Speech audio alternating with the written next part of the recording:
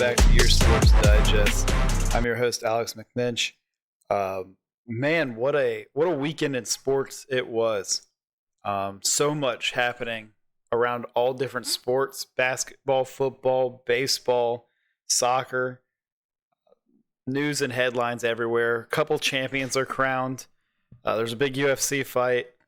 It was a good weekend for sports. If you were wanting to hang out at the house and watch some games, or go to the bar and watch some games, plenty of opportunity to do so, and a lot of time to watch a winning team and a winning game, and good environments all around.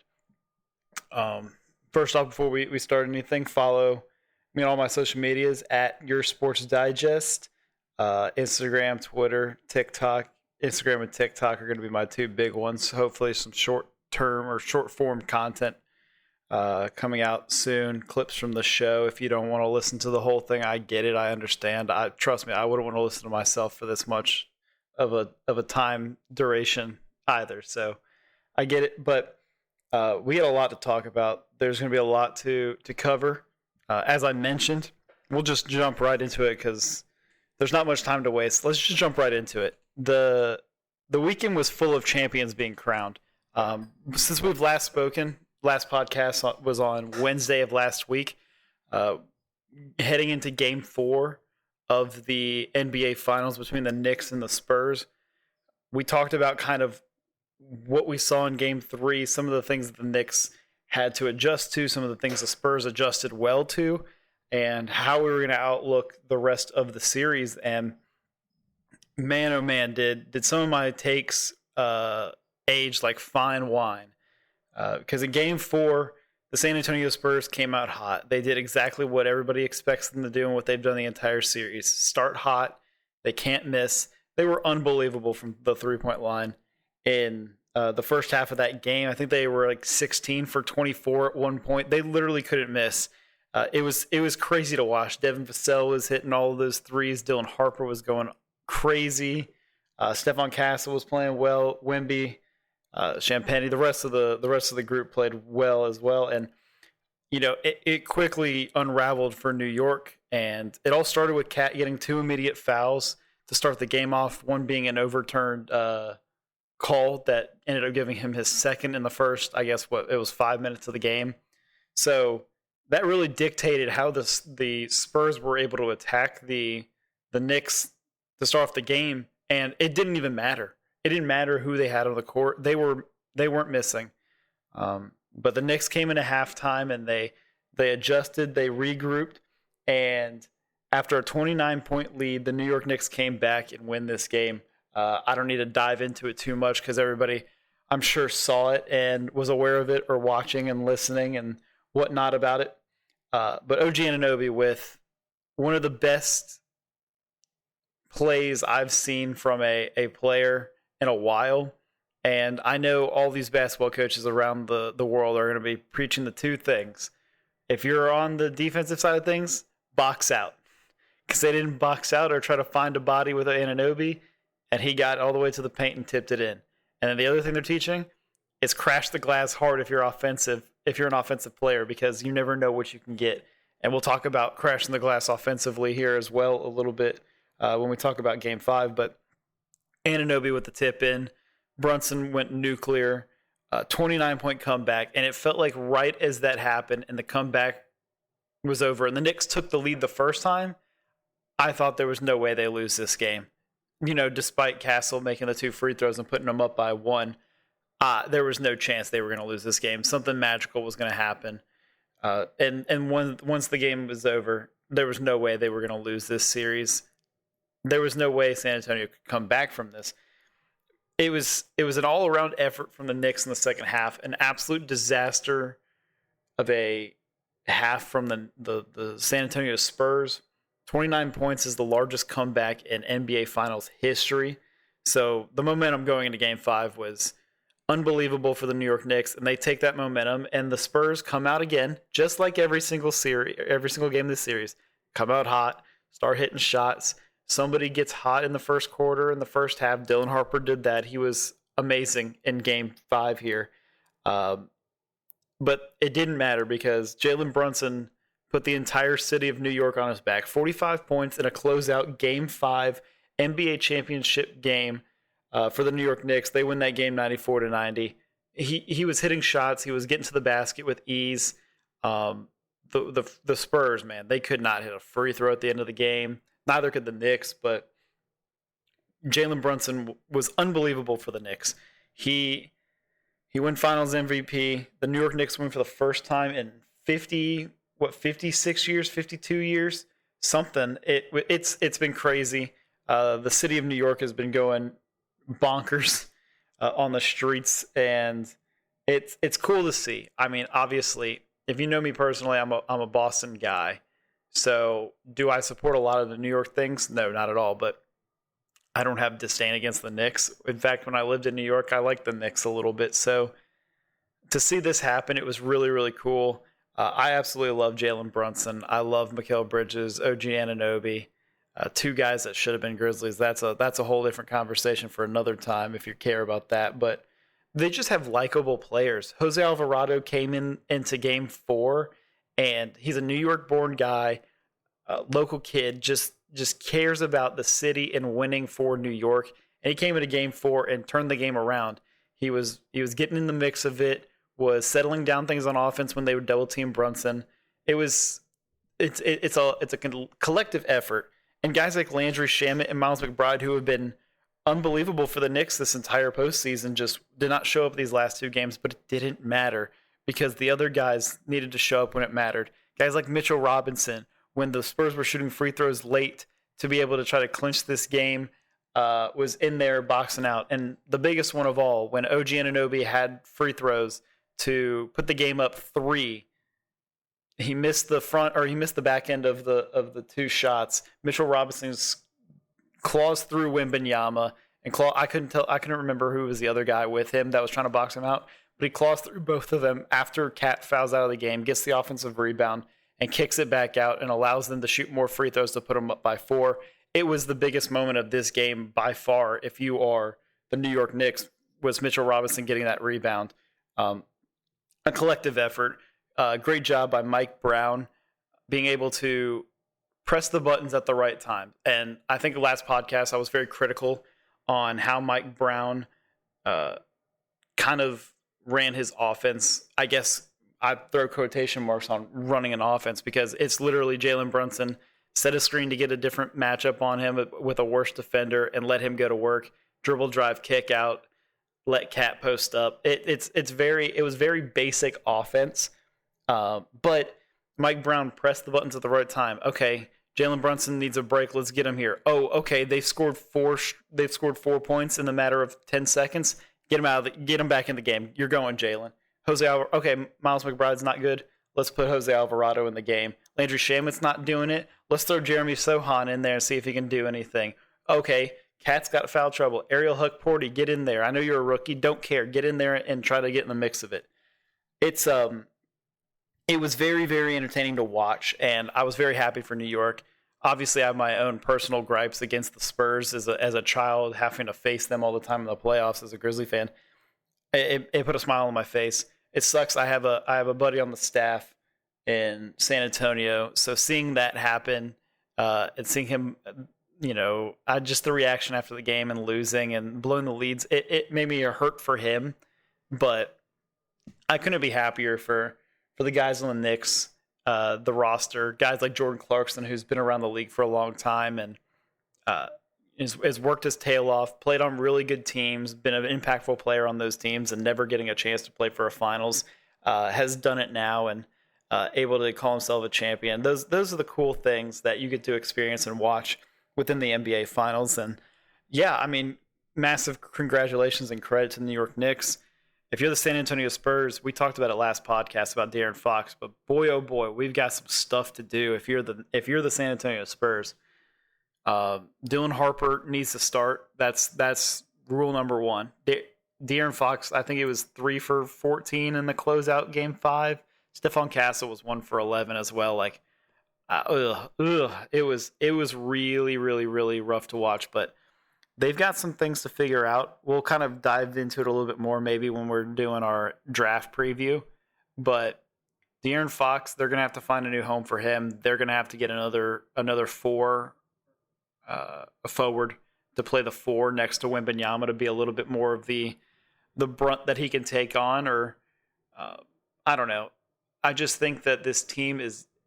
A lot of people compare it to the 2012 Oklahoma City Thunder, which had Westbrook, Durant, Harden, um, all these different guys, Reggie Jackson on the team, and they looked at them and they were like, "Oh, this is a team that's going to make it back. If they're young, they're still learning, but they'll get back." And they never did.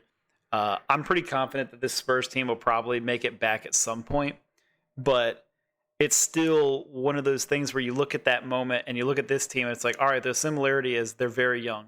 They blew these leads. They were inexperienced. They got beat by the team with more veteran presence, guys who have been there before.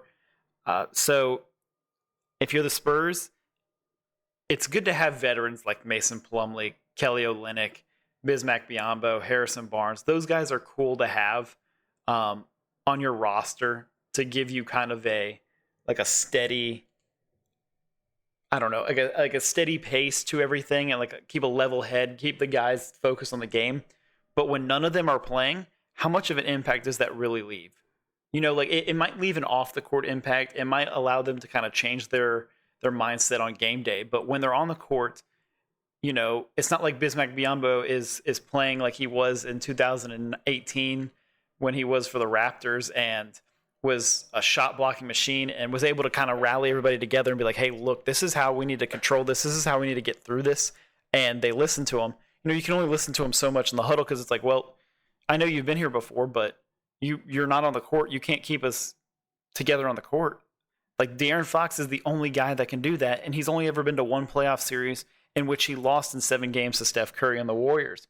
So there wasn't a single guy that was playing on the court. I guess Harrison Barnes played a couple minutes, but he didn't play long enough for it to be an impact on the team. So I think you need to get a veteran guy that is in the rotation for sure. Luke Cornett, sure, he played in the finals, but still, again, as a bench guy, you need a starter that's out there. I like Champagnie.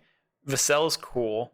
I always hate him for the Florida State, but like those guys are cool, but you need someone. You need a name that gets the crowd moving or get your team kind of going at a single pace. They're all steering in the same direction.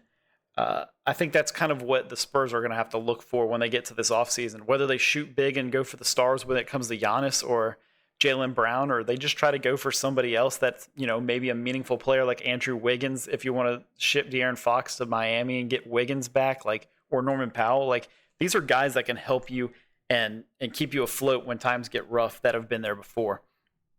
But I don't have any problems. Wemby is going to be fine.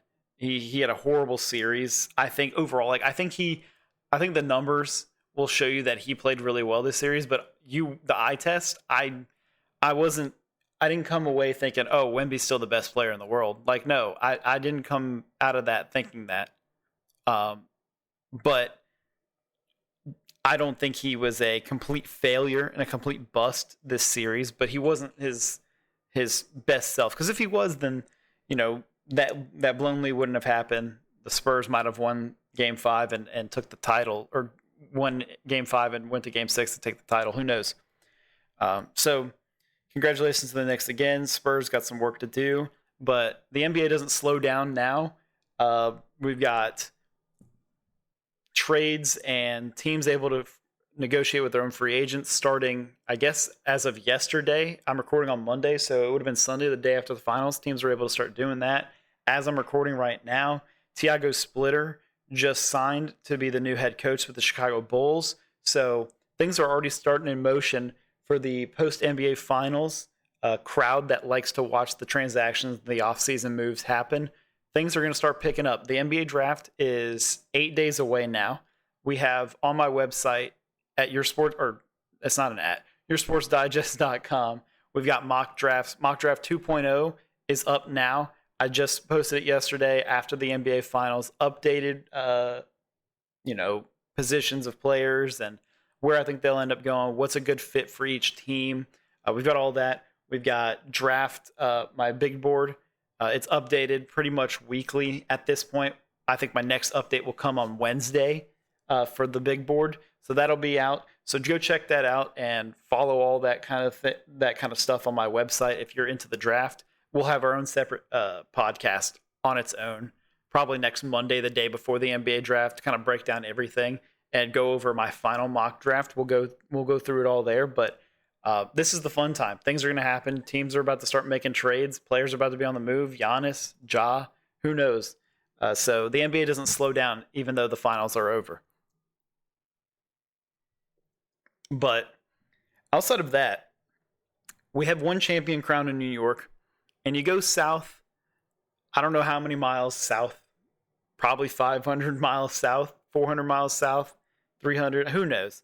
And you head to Raleigh, North Carolina, and the Carolina Hurricanes go to Las Vegas after winning Game 5, 4-2 at home. They go to Las Vegas and they put on a defensive class like we've never seen before in the Stanley Cup Finals. I think the last time I can remember seeing a closeout game where the goaltending and the defense was this good was probably when Tampa Bay won back-to-back with Vasilevsky in goal, and they were Victor Hedman leading that defense. Like the Hurricanes, I know we talked about it last episode when we talked about the Hurricanes playing against, lesser offensive teams and having to adjust to the Vegas offense, which is a high-powered offense with stars and name value. And they decided to just lock down everything. Jacob Slavin he's one of the American guys on the Team USA team. I absolutely love him. He's one of the best two-way defenders in the league, if not the best. Sorry, Cale Makar, but this might have solidified him up there as 1A, 1B with him, because he was unbelievable this series, especially in this game defensively. Guys like Sebastian Aho, who are scoring forwards on your first line, are putting their bodies on the line and blocking shots. It was an overall team effort, but I can't give enough credit to Rod Brind'Amour, who is the head coach of the Carolina Hurricanes. Played for them when they won the Stanley Cup back in 2006 or 7, whatever year it was. Won it then and now won it now as a coach. I give the utmost credit to him because Brandon Bussi did not have a chance to play this entire Stanley Cup run before Game 4 happened. I guess it was Game 4 or Game 3, it was Game 4 whenever they had the big comeback. And ended up losing, obviously, in overtime or double overtime. Can't remember at this point, honestly. But this was a guy that, before the year started, did not expect to break camp on the roster. Peter Kochetkov ended up going down with an injury, and he makes the opening night roster as the backup to Freddie Anderson, who's a veteran goalie in this league. And over the duration of the year, Bussi decides to get his chance to start a little bit more. He gets a contract extension. He plays in goal the most games out of anybody. And then the postseason comes around, and they decide to go with a veteran presence. So for him, it's kind of like, well, I got this contract extension. I thought I was reaching the point I needed to, and was at the mountaintop of where I wanted to be. And all right, the veteran's going to go in goal. I respect it. I understand it. But he waited his turn. Anderson gets pulled at Brind'Amour calling the shot at the right time and not going back to Freddie Anderson in Game 5 either. That was the biggest thing, is he decided, hey, look, when Bussi came into the game, he was unbelievable. And obviously the terrible deflected shot that ended up going in caused them to lose that game in Game 4 in overtime. But in Game 5, only gave up 2 goals on 28 shots. And then Game 6, had a whole shutout on, I think it was 24 shots, but he was unbelievable.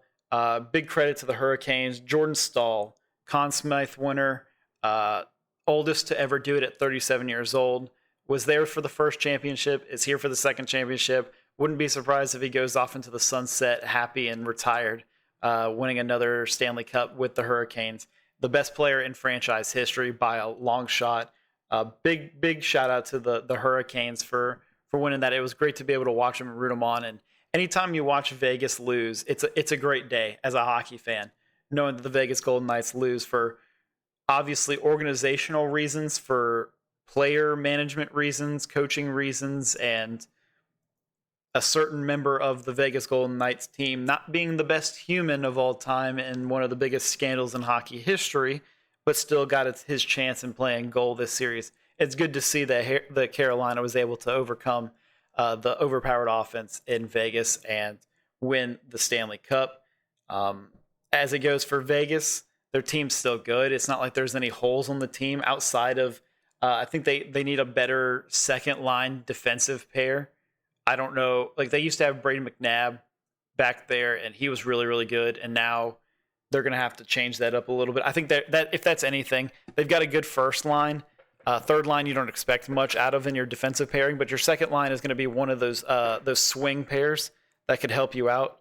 I think they need to go and look for somebody. I know Darnell Nurse is looking for a new home, so maybe you trade away one of your aging forwards and try to replace that, because you can get forwards anywhere at this point, but you can't find really good defensemen like that. I don't want to say Darnell Nurse is still a really, really good defenseman, but he's serviceable and good enough to be able to compete on a championship team, as we've seen him in Edmonton playing in the finals the past 2 years before this. So Vegas is going to be able to bounce back and come back from this without a doubt. But congrats to the Carolina Hurricanes, one of the better playoff runs and more dominant playoff runs that we've seen in quite some time. So two champions crowned over the weekend in New York and in Carolina. Then let's shift to the complete opposite side of the United States in SoFi Stadium, Los Angeles, California, Inglewood, California, wherever you want to say it is, where Team USA got to take onto the pitch for their first World Cup game against Paraguay. And wow is all I got to say. I won't sit here and say, like, I'm the biggest soccer fan of the world. I always watch the Concave Cup or whatever it is, or, you know, I'm watching their friendlies. No, I'm not. I'm keeping up with the stuff and knowing the players' names and all the rumors and whatnot that goes around the team. But I'm not going to sit down and watch every single friendly. So I'm not going to sit here and lie to you about, oh, I know everything about this team. But when I've watched them in the Olympics and in the World Cup before, the team under Berhalter was wasn't very good. It seemed like there wasn't a plan offensively. Really, there really wasn't a plan offensively in my mind. So to be able to see them come out in this game and push the pace offensively, be the aggressors instead of the defenders, it was a nice change of pace. Obviously, we got to see Christian Pulisic do his thing. Weston McKennie with the first goal of the game after an own goal. Florian Balogun, man, that guy is nasty. He was awesome for Team USA. Scored two of the goals in their first game, and then Gio Reyna, who has had his own controversies over time, comes in as a substitute late in the game and puts it away after Paraguay gets a goal. I think at like the 80th minute or the 70-something minute mark, they put in Gio Reyna. He hits an absolute screamer of a Trivela into the top left and puts up Team USA. They end up winning that game 4-1. So that was great to see Team USA come out with a lot more pace, a lot more energy, and something that gets the country to rally around together. Because I think there was one thing whenever the Olympics happened and when Team USA played hockey, we all knew that Canada was going to be the best contender, and that was going to be our biggest challenge. Sweden ended up giving us a really good game as well that we had to come back from, but it really united the country together to root for this one thing, which was our nation's team on the biggest stage to win a gold medal. And I've already seen it now. Team USA fans are uniting with one another. It's really, really great to see that something like soccer has just brought this country together, or is going to bring it together, especially the more they play, they're going to be able to get a lot more traction, especially if they put on the performance that they did this past game. It's something that is very exciting. I'm looking forward to watching the game next Friday this Friday. I don't want to say next Friday. This upcoming Friday against Australia. That's going to be a fun one to watch for sure. I'm excited to see Turkey beat Australia, I believe, or did Australia beat Turkey? I can't remember how that result ended up going. I'm going to try to pull it up really quick here so that I don't misspeak. Yeah, Australia ended up shutting out Turkey 2-0. So Australia is going to come into that game hot, knowing who they're facing and where they're going to be playing at in Seattle, and a big time soccer area. Seattle is up in the northwest or northeast of the United States. Wait, northwest. Excuse me. Jesus, northwestern part of the United States. They love their soccer up there in Portland and Seattle and Los Angeles. So that'll be fun to see them come back out there and play again on Friday against Australia. So shout out Team USA doing their thing and getting the win to basically kind of solidify themselves into the knockout rounds with a win. So that was exciting. Another thing that was exciting this weekend, which I'm sure kind of out of the rankings of everything that people were watching, this kind of took the back burner to the rest of the finals that were going on and the World Cup happening. But the Men's College World Series was happening in Omaha, and the opening days happened. We've got games starting as I'm recording. I guess there's going to be a game starting soon. So obviously I won't be able to get to talk about those games. We'll talk about them at the end of the week when we crown our College World Series champion, most likely. So, but let's talk about what did happen. First and foremost, Ole Miss, unfortunately, goes 0-2 in their time in Omaha. Didn't pitch their first round projected pitcher in Cade Townsend. He didn't pitch last weekend at Auburn in the Super Regional. Didn't pitch this weekend in the College World Series at all at Omaha. Seems like that's somebody you probably could have used at some point. I know they're probably trying to save him just in case they won yesterday. They probably got a little confident they were going to win yesterday with Hunter Elliott on the mound.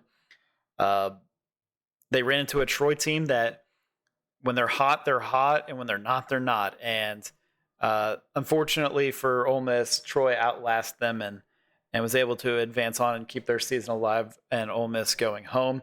And as for Troy, they lost their first game to West Virginia, but didn't take any of that to, make them feel sorry for themselves. You go in the next game, you go down early to Ole Miss. Their offense was kicking it quick, and Troy with an outburst of runs in the late innings. I think sixth inning on, Troy basically put out all of their runs that they scored in that game, outside of maybe 2 runs that they didn't score, happened before the 6th inning. They were awesome to be able to watch in the Super Regional against Little Rock, and then obviously they beat Ole Miss, and now they'll play West Virginia again in the next game, which is going to be happening on Wednesday because North Carolina runs the table. UNC, and a lot of people are going to be thinking SEC is going to be the team that ends up taking it all in this College World Series just based on a numbers standpoint. But man, oh man, is UNC something special to watch. They've got good pitching. They've got gritty hitters that are not afraid to grind out at bats and late in games, throw the barrel at it and put the ball in play and just see what happens. There was a late game or a late inning. I think it was an error by the second baseman, and it kept the inning alive. Next hit, opposite field into the gap, scores both runs on base, and kind of keeps this rally going for UNC. They've got a good squad. For the left side of the bracket, I mean, that's clear and far away the best team there. So UNC probably is going to run the table. The West Virginia Troy game happening on Tuesday will obviously end up being the winner of that will go on to the next game, and the loser goes home. That team will then play North Carolina on Wednesday, and for the chance to be able to go to the College World Series, it'll be a double elimination round in which the championship culminates this upcoming weekend. But you look at the other side of the bracket with the games that are going to be happening today. looking at the games that happened on Saturday, Oklahoma, boy, oh boy, did they come out hot against Alabama. Alabama had no idea what hit them. We talked about it before. They've got really good pitching, and they've always had really good pitching, so that's not a surprise. But then their hitters were really good as well. Willits is really, really, really fun to watch. His brother's in the MLB or just got drafted this past year, so good. Just an overall domination performance from Oklahoma, and then another domination performance from Georgia later that night. Pitcher, I can't remember his name. This is bad podcasting from me, but he was lights out, shutout, complete game shutout against Texas. Team was dominant. Georgia wins that game, and they go to the winners bracket game against Oklahoma, which will be later tonight.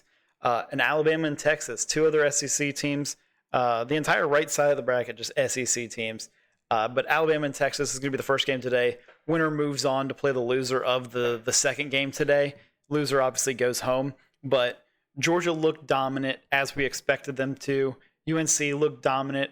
I don't want to say dominant, but UNC looked really, really good. So based on the pace that we're going, if Oklahoma stays hot, they could catch Georgia off guard. But right now, I wouldn't be surprised if we're going to look at Georgia and UNC starting Friday for the College World Series and the national championship in the best of three. But, kudos to, Troy for staying alive. Ole Miss with a great season. Not expected to be where they were and go as far as they did, but they did. And today, based on whoever loses the game, Alabama and Texas having a great season themselves, going to be knocked out of the tournament. But we'll talk about that, and I guess I didn't realize what the dates were and everything. So we won't be crowning a champion when we talk again later this week, but we'll probably know what the championship matchup is the next time we talk as well. So that'll be fun. There was a lot of stuff going on, man. I mean, I don't want to break down UFC. That's not something that I'm an expert in, but I did watch a lot of it because it was a pretty cool event. They held at the White House. Very unique event to say the least, and the match. The card was great, so that was a fun watch. Baseball took place over the weekend. Colorado Rockies put up 23 runs against the Las Vegas / Sacramento / Oakland A's. That was cool to watch. There's so much happening. Football. Brendan Sorsby they're doing a whole thing right now. There's still news coming in right as we are doing this podcast.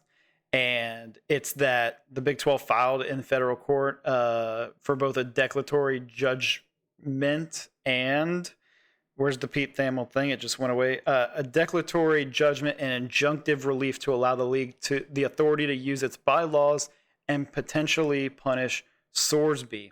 So kind of what we talked about last episode. Seems like the Big 12 is really, really pushing forward for the idea of let's not play Texas Tech at all. We are not going to allow this. And if they give through these, the Big 12 can punish them and not allow Texas Tech to have him eligible this season. It's chaos. It really is so much chaos. I don't even know, I don't even know what the end result could be from this. There's so many different things that are like ticky-tacky when it comes to trying to get eligibility and rulings and all these different type of legal bypasses and whatnot that they do. Obviously, we've seen it with the Sorsby stuff. You do one in Lubbock, Texas, and they agree to it because it's your hometown, and they're going to, of course, do the thing. But then you go to federal, and it gets messy.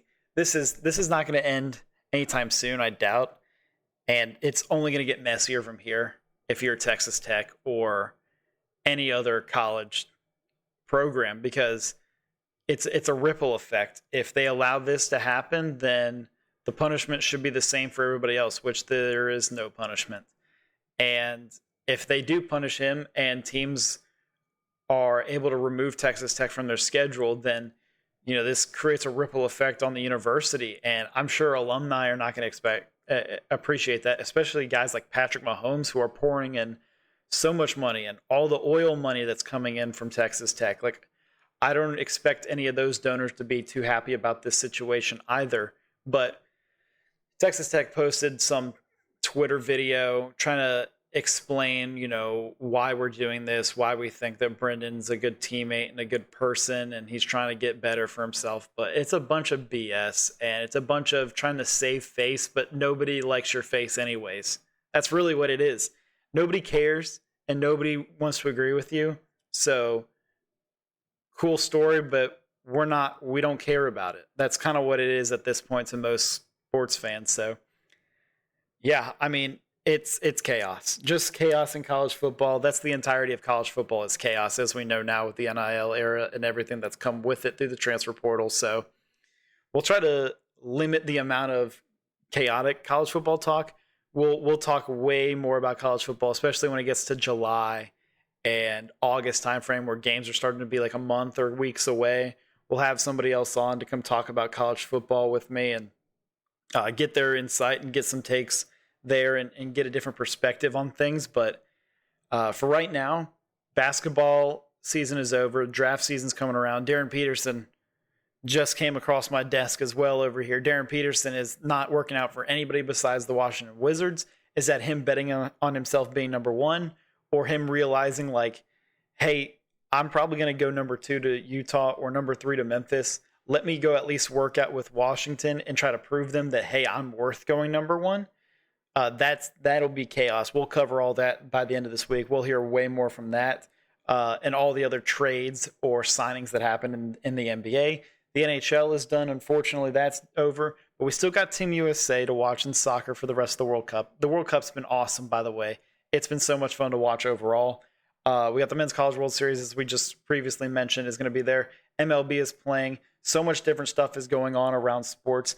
And we're going to have it all covered for you here on Your Sports Digest every single week, probably multiple times a week, trying to get a couple podcasts out. I understand it's hard to get somebody to ask somebody to listen to a 35, 40-minute podcast every single week. But like I said on my last episode, throw it on while you're driving home from work or going to work. You want to work out and you don't listen to music, you like listen to podcasts while you walk or run or work out, throw it on there. You're just hanging out at the house and kind of doing some stuff. Throw it on at work. And you got an AirPod in. Throw it on. I want to be able to reach as many people as I can that I personally know, but also try to build this great audience outside of it that we are able to build this connection and family under the YSD brand and YSD media landscape. So I appreciate everybody for listening again this week. We'll be back later this week, Thursday or Friday, depending on what happens and what day everything kind of goes down at. So we'll be back Thursday or Friday. Please share this with a friend. Share this with other people that you know that would love to listen to it. Again, follow me on all the social medias at Your Sports Digest. And go check out my stuff on my website, yoursportsdigest.com. We've got mock drafts, draft boards, different blogs and articles that'll be coming out. And yeah, this is awesome.